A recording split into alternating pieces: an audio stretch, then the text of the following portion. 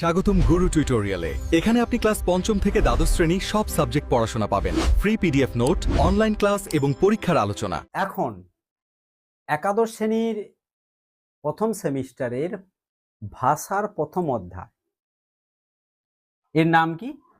বিশ্ব ভাষা ও তার পরিবার। আজকে একটি মজার ক্লাস এবং ইম্পর্টেন্ট ক্লাস। শুধু নাম্বার পাওয়ার জন্য নয়, আমরা পৃথিবীর যত ভাষা রয়েছে সেই ভাষা থেকে কিভাবে বাংলা ভাষা এসেছে এবং তার একটা জিস্ট এই বোর্ডে আমরা শিখব, এবং যেমন শিখব তার পাশাপাশি কোন এমসিকিউ তোমাদের পরীক্ষায় আসবে প্রথম সেমিস্টারে তাও তোমাদের কাছে বলে দেব। এর পিডিএফও পাবে। আগে আলোচনাটি দেখো, আলোচনার মধ্যে বলে দেব কিভাবে পিডিএফ ডাউনলোড করবে।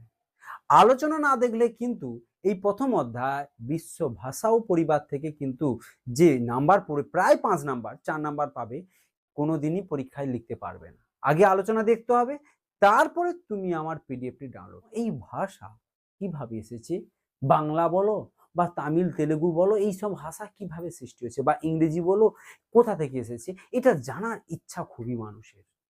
তার জন্য এই একাদশ শ্রেণীর প্রথম যে ভাষার যে অধ্যায়, ভাষা থেকে 10 নাম্বার পড়বে, কিন্তু সব থেকে বেশি নাম্বার পড়বে এই ভাষা থেকে।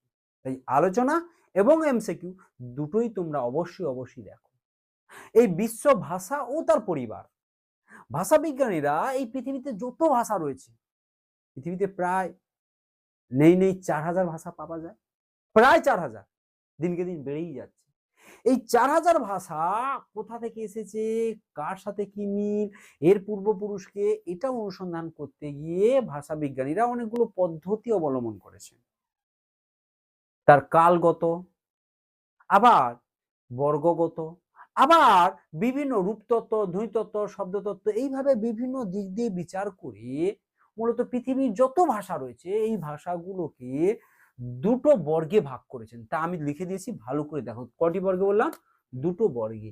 এক দেখো বর্গীভূত ভাষা, আর দুই দিয়েছি দেখো অবর্গীভূত ভাষা। কথার অর্থ কি? বর্গীভূত মানে যেগুলোকে বিজ্ঞানীরা, ভাষা বিজ্ঞানীরা গবেষণা করে একটা নির্দিষ্ট বর্গে বা শ্রেণীতে নিয়ে চলে আসতে পেরেছে। অর্থাৎ যে ভাষাগুলো একটা নির্দিষ্ট শ্রেণীর মধ্যে নিয়ে আসতে পেরেছে তাকে বলা হবে বর্গীভূত ভাষা। কি ভাষা বলবো? বর্গীভূত। আর অবর্গীভূত ভাষা, একে বলা হবে যে সমস্ত ভাষা এখনো পর্যন্ত কোনো এই সীমানার মধ্যে, অর্থাৎ এই শ্রেণীবিভাগের মধ্যে আনতে পারছে না, তাকে বলা হবে অবর্গীভূত ভাষা। আমি আসছি অবর্গীভূত ভাষা। আমার এখন দেখো এই যে ক্লাসের প্রথম বিশ্ব ভাষা পরিবারের প্রথমেই বর্গীভূত ভাষা নিয়ে আমার আলোচনা। বর্গীভূত ভাষা যেগুলো আমরা তার কাল, সময় বা রূপতাত্ত্বিক, ধ্বনিতাত্ত্বিক বিচারের ভিত্তিতে একটি নির্দিষ্ট শ্রেণী বিভাগের মধ্যে আনতে পেরেছি। ভাষা বিজ্ঞানীরা এই বর্গীভূত ভাষা, যে পৃথিবীতে প্রায় 4000 ভাষাকে মোট প্রধান 12টি ভাষা বংশে ভাগ করেছেন। এমসিকিউ পড়বে, কয়টি ভাষা বংশে? প্রায় 4000 ভাষাকে কয়টি ভাষা বংশে ভাগ করেছেন? 12টি। এমসিকিউ পড়তে পারে, বুঝতে পেরেছো? এই 4000 ভাষা কে যখন 12টির মধ্যে ভাগ করে, সেই নামগুলো ভালো করে দেখে নাও একবার। 1 ইন্দো ইউরোপীয়, 2 সমীয় হামীয়, বান্টু, ফিনো উগ্রীয় বা উরালীয়, তাইক, ককেশীয়, দাবি, অস্টিক, ভর্চিনীয়, প্রাচীন এশীয়, এক্সকিমো এবং আমেরিকান আদিম ভাষাসমূহ। ঠিক আছে, এর নাম তো কোনোটাই আমি জানি না। আমি এখন পড়ছি, ভালো করে মাথায় ঢোকাও, যে বিশ্ব ভাষা পরিবার। এই পৃথিবীতে এতগুলো যে দেশ আছে, 200-250টি দেশে প্রায় 4000 বেশি যে ভাষা রয়েছে, সেই ভাষা সম্বন্ধে জানছি। তুমি শুধু ওই বাংলা ভাষাটা জানো, হিন্দি জানো, তামিল জানো, মোটামুটি আমাদের বাংলায় অর্থাৎ ভারতবর্ষে যে ভাষাগুলো রয়েছে তার সম্বন্ধে জানো। তো ভারতবর্ষ তো ভাষা তো অনেক দেরি, যে নব্য ভারতীয় আর্য সে অনেক দূরের ব্যাপার। এখন আমি আছি কয়েক হাজার বছর, হাজার বছর আগে সেই ভাষার যে উদ্ভব, কি ভাষা হয়েছিল। কিন্তু আমার প্রসঙ্গ, আমি তো এত ভাষা যদি পড়তে যাই আমার সারা বছর লেগে যাবে, এত ভাষা সম্ভব নয় জানা। আমাকে জানতে হবে, এখানে দেখো লিখেছি বাংলা ভাষা কিভাবে বিবর্তন হয়েছে। কি ভাষা? বাংলা ভাষা। আমরা কারণ কি ভাষায় কথা বলি? বাংলা ভাষা। অনেক দূরের ব্যাপার বাংলা ভাষা, আগে জানছি। দেখো তাহলে এটার কাল সীমানা প্রায় 4500-5000 বছর আগে ইন্দো ইউরোপীয় ভাষা। বুঝতে পেরেছো? এবার এই ইন্দো ইউরোপীয় ভাষার দুটো উপ একক বা দুটো উপভাষা ছিল, সেটা ভাষা বিজ্ঞানের নাম দিয়েছে, একটা হচ্ছে কেন্তুম গুচ্ছ আর একটা হচ্ছে সপ্তম গুচ্ছ। কয়টি গুচ্ছ বললাম? দুটি গুচ্ছ, মনে রাখতে হবে। ইন্দো ইউরোপীয় ভাষার দুটি উপভাষা বা উপভাগে ভাগ করা যায়, সেটা একটা হচ্ছে কেন্তুম, একটা হচ্ছে সপ্তম। মনে রাখতে হবে কয়টি উপ একক ছিল, কয়টি উপভাষা ছিল? কেন্তুম উপভাষা আর সপ্তম। বুঝতে পেরেছো? তাহলে ইন্দো ইউরোপীয় ভাষা দুটো ভাগ, এক কেন্তুম আর সপ্তম, মনে থাকবে। এবার এই কেন্তুম যে ভাষা রয়েছে এর মধ্যে আবার যে 5টি ভাষার সৃষ্টি হয়, কি কি না? গ্রিক, ইতালীয়, কেল্টীয়, জার্মানি এবং তোখারীয়। এই হচ্ছে কেন্তুম। তাহলে পরীক্ষায় এমসিকিউ পারবে এই যে কেন্তুমের ভাষা বংশের কোন কোন ভাষাগুলো রয়েছে, মনে রাখতে হবে। মনে করে নাও, গ্রিক, ইতালীয়, কেল্টীয়, জার্মানিক এবং তোখারীয়। এর মধ্যে কিছু কিছু মানে গ্রিক ভাষার যে স্যার বলছেন এত কিছু, এর প্রমাণ হিসাবে একটু বলুন, কি করে বুঝবো যে এই ভাষা থেকে? না, গ্রিক, রোম সাম্রাজ্যে এই গ্রিক ভাষার প্রচলিত ছিল, রোম সাম্রাজ্য। ঠিক আছে? এই রোম সাম্রাজ্যে আমরা সবাই জানি ইলিয়াড ও ওডিসি নামে বিখ্যাত মহাকাব্য হোমারের লেখা ইলিয়াড এবং ওডিসি এই গ্রিক ভাষার জ্বলন্ত নিদর্শন। পরীক্ষায় পড়বে এই ইলিয়াড ওডিসি কোন ভাষার নিদর্শন? কি ভাষার নিদর্শন? গ্রিক ভাষা। এমসিকিউ কেমন পড়ে বুঝতে পেরেছি? অর্থাৎ তুমি যদি আলোচনাটা বুঝে নাও, এমসিকিউ ইজি ব্যাপার। না হলে বুঝতেই পারবে না, যখন বাংলা অবধি যখন খুঁজে খুঁজে যাবে, আরে কি ব্যাপার, কিরকম এলাম। আমরা বলি এখন আধুনিক যুগে বাস করি, কি করে আধুনিক যুগ এলো সেটাই বলতে পারবে না তোমরা। এই বিবর্তনের ধারাটা ভালো করে যদি দেখে নাও, তাহলে তুমি সবাইকে বলতে পারবে যে হ্যাঁ, এই ভাষা থেকে এই কালক্রমে আমরা এসেছি। তাহলে আমি এখন আছি গ্রিক, এই যে কেন্তুম গুচ্ছ যে রয়েছে, এই কেন্তুম গুচ্ছের গ্রিক, ইতালীয়, কেল্টীয়, জার্মানীয়, তোখারীয় এবং ইতালীয় বহু ভাষার নিদর্শন আমরা পাই, যেমন সুইডিশ ভাষা, সুইজারল্যান্ডের ভাষা সুইডিশ, এবং আইরিশ ভাষা, আয়ারল্যান্ডের দেশের যে ভাষা আইরিশ ভাষা। এরকম বিভিন্ন এমসিকিউ গুলো আমার পিডিএফ এ পাবে, আমি পিডিএফটা তুলে ধরছি একটু পরে। সেই পিডিএফ এর আগে এই আলোচনাটি ভালো করে দেখে নাও। বিভিন্ন ভাষার যে উদাহরণ, কোন দেশে প্রচলন, তা আমার এমসিকিউর পিডিএফ এ পাবে। এখানে কিভাবে বিশ্ব ভাষা, এই ভাষা অর্থাৎ আমরা যে মনের ভাব প্রকাশ করি ভাষার দ্বারা, সেই ভাষা কিভাবে বাংলা ভাষা বিবর্তন দ্বারা এলো, সেটার কাল সীমানা এবং বর্গ অনুসারে ভালো করে দেখে নাও। এই ভাষার গ্রিক, ইতালীয়, কেল্টীয়, জার্মানীয় এবং তোখারীয়। এছাড়া আর একটি গুচ্ছ ছিল সপ্তম। কি গুচ্ছ ছিল? সপ্তম। এই গুচ্ছে দেখো ইন্দো ইরানীয়, আলবেনীয়, আর্মেনীয়, বাল্টিক এবং স্লাভিক। অনেক জায়গায় বাল্টিক প্লাস স্লাভিক আছে, কিন্তু আবার অনেক জায়গায় আলাদা আলাদা ভাবে দেওয়া রয়েছে। অর্থাৎ এখানেও 5টা ভাষা তৈরি করেছে, এখানেও এক কেন্তুম, এক সপ্তম। মনে রাখার।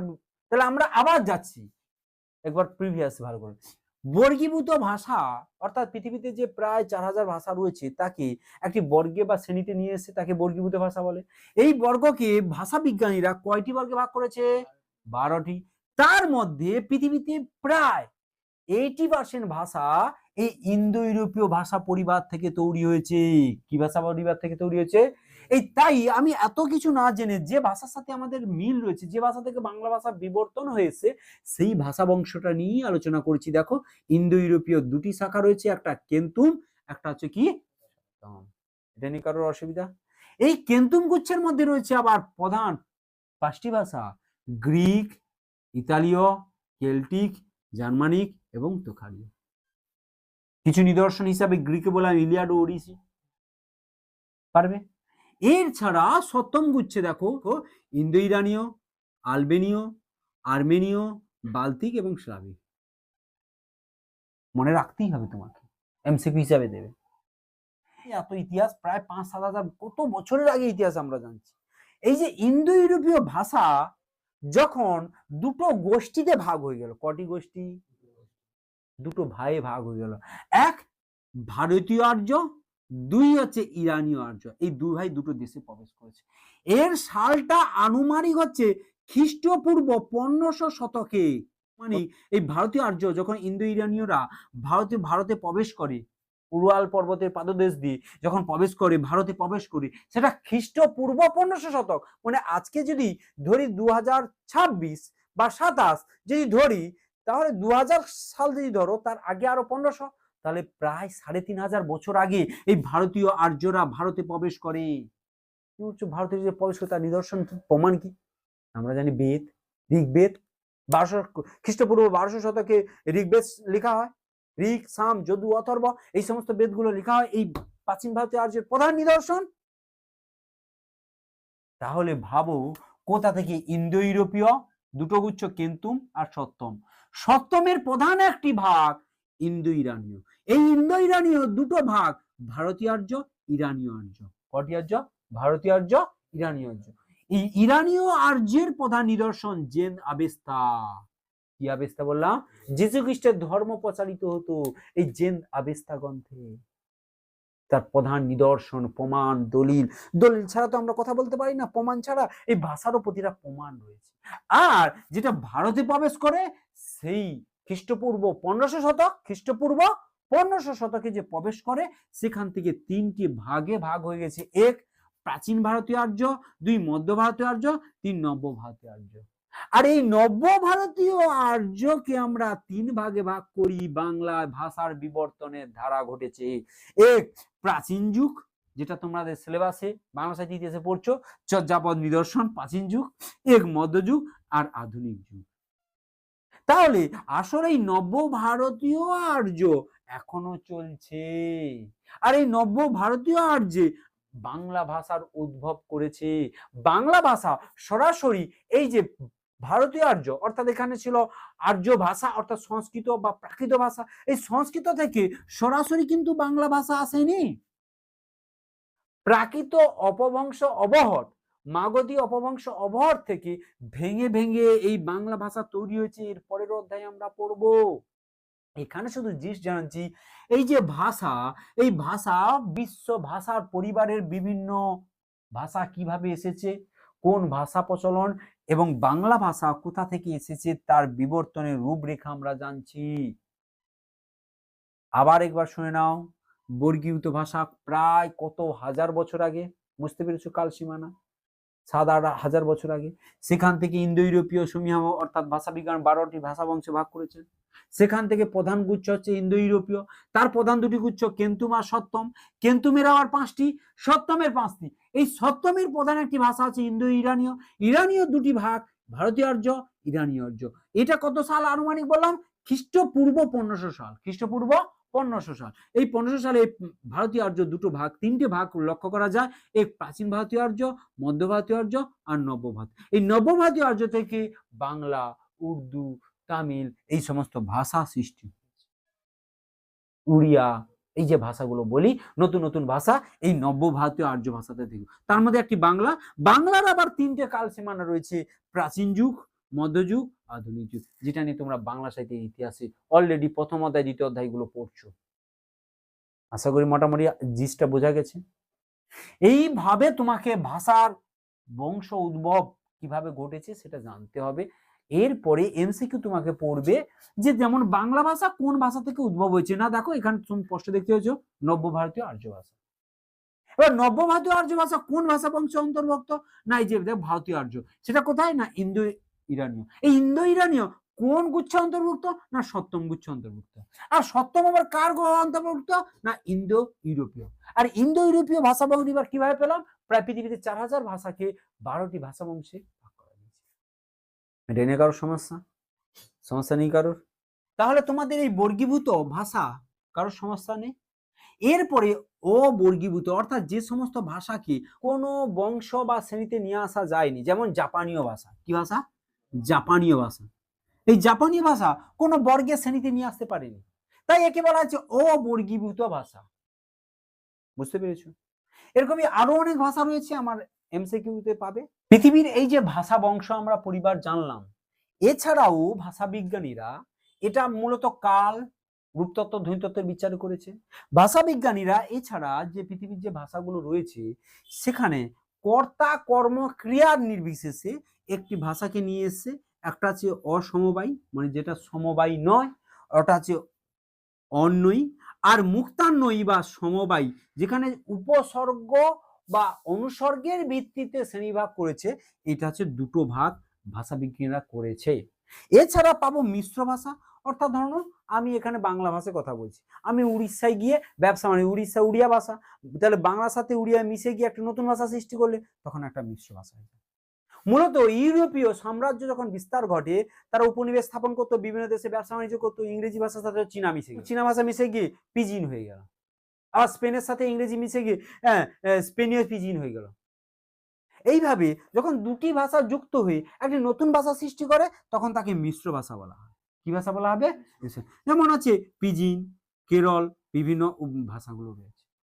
পিজিন যখন দীর্ঘস্থায়ী হয়, পিজিন যখন কোনো একটি ভাষা, দুটো ভাষা মিশে গিয়ে একটা নতুন ভাষা সৃষ্টি, ওই ভাষা যখন দীর্ঘদিন মানুষ ব্যবহার করছে করতে করতে হয়ে গেল কেরল হয়ে গেল, কেরল হয়ে গেল।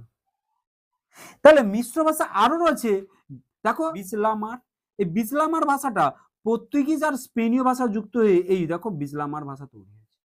এরকমই মিশ্র ভাষা আমার এমসিকিউ পাবে। আমার এই ভিডিও দেখবে ডেসক্রিপশন বক্সে যাবে, সেখানে দেখবে হোয়াটসঅ্যাপ নম্বর, টেলিগ্রাম ও লিঙ্ক রয়েছে, সেখানে গ্রুপ রয়েছে, গ্রুপে জয়েন হয়ে যাবে। এছাড়া হোয়াটসঅ্যাপ এবং টেলিগ্রাম লিঙ্কে গিয়ে আমার এই যে কোডটি দেখছো, এই কোডটি তুমি শুধু মেসেজ করবে, অটো রিপ্লাই করা থাকবে, সঙ্গে সঙ্গে পিডিএফটি চলে যাবে। অন্য কিছু লিখবে না, শুধু কোডটি লিখবে। তাহলে এই যে প্রথম অধ্যায় দেখছো বিশ্ব ভাষা ও পরিবারের এমসিকিউর পিডিএফ তোমাদের কাছে চলে যাচ্ছে। শুধু কোডটি লেখো, কোনো সমস্যা হলে আমাকে মেসেজ করে জানাও, গ্রুপগুলোতে জয়েন থাকবে। আর ভিডিওটি প্লিজ বন্ধুকে শেয়ার। একেবারে শেষ পর্যায়ে চলে এসেছি, পিডিএফটি ডাউনলোড করেছো। একেবারে শেষ পর্যায়ে এই প্রথম অধ্যায় বিশ্ব ভাষা ও তার পরিবার সংক্ষিপ্ত আলোচনা এবং এমসিকিউ সাজেশন। আশা করি পরীক্ষায় কমন পাবে। যদি কমন পাও অবশ্যই ভিডিওটি শেয়ার করো, চ্যানেলটিকে সাবস্ক্রাইব করে অল নোটিফিকেশন অন রাখো। দেখো তোমাদের এই আলোচনায় যদি কোনো সমস্যা হয় আমাকে সঙ্গে সঙ্গে বলো। এখানে দেখো কৃত্রিম ভাষা, যে ভাষা মানুষ তৈরি করেছে, কে তৈরি করেছে? মানুষ, কৃত্রিম ভাবে।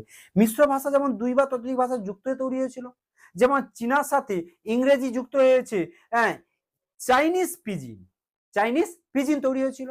সেরকম স্পেনীয়র সাথেও ইংরেজি যুক্ত হয়েছে, স্পেনীয় পিজিন তৈরি হয়েছিল। আর পিজিন যখন দীর্ঘস্থায়ী হয় তাকে কেরল বলা হয়। এবং বিজলামার ও পর্তুগিজ এবং স্পেনীয় ভাষা যুক্ত হয়ে তৈরি হয়েছিল। তেমনি কৃত্রিম ভাষা পোল্ডারের এক চক্ষু বিশেষজ্ঞ, তার নাম কি? এল জামেনহফ, তিনি ছদ্মনাম ব্যবহার করেছিল, এস পিরাস্ত ছদ্মনামে একটি কৃত্রিম ভাষা আবিষ্কার করেছিল।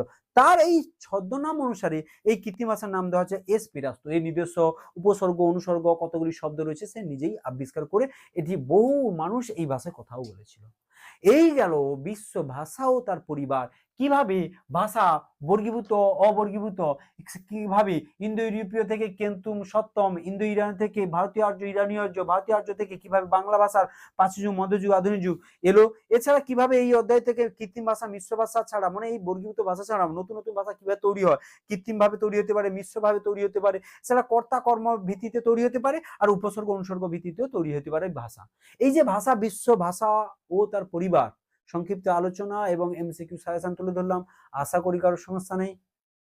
যদি সমস্যা থাকে বলো, আর না হলে এখানে ক্লাসটি শেষ হলো। থ্যাংক ইউ, ধন্যবাদ। দেখা হচ্ছে পরবর্তী একটি ভিডিও।